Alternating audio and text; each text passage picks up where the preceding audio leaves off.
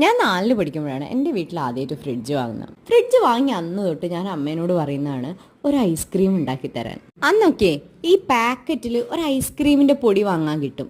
അത് പാലിൽ തിളപ്പിച്ച് ഫ്രിഡ്ജിൽ വെച്ച ഐസ്ക്രീം ഉണ്ടാകും. ഇതാണ് മൊത്തത്തിലൊരു റെസിപ്പി. അങ്ങനെ വലിയ പ്രതീക്ഷയോടുകൂടെ ഈ പാക്കറ്റ് വാങ്ങുന്നു, പാലിൽ തിളപ്പിക്കുന്നു, ഫ്രിഡ്ജിൽ വെക്കുന്നു. ഒരു 1.5 മണിക്കൂർ കഴിഞ്ഞ് വീണ്ടും അതെടുത്ത് ഒന്നുകൂടെ മിക്സിയിലിട്ട് കറക്കിയിട്ട് ഫ്രിഡ്ജിൽ വെക്കുന്നു. അന്നേ ദിവസം രാത്രി സ്വപ്നത്തിൽ കണ്ടതുപോലും പിറ്റേ ദിവസം ഐസ്ക്രീം തിന്നുന്നതാണ്. എന്തായാലും വളരെ പ്രതീക്ഷകളോടുകൂടെ നമ്മൾ പിറ്റേന്ന് ഐസ്ക്രീം എടുത്തപ്പം കംപ്ലീറ്റ് ഐസ് കട്ടയായിട്ട് കിടക്കുകയാണ്.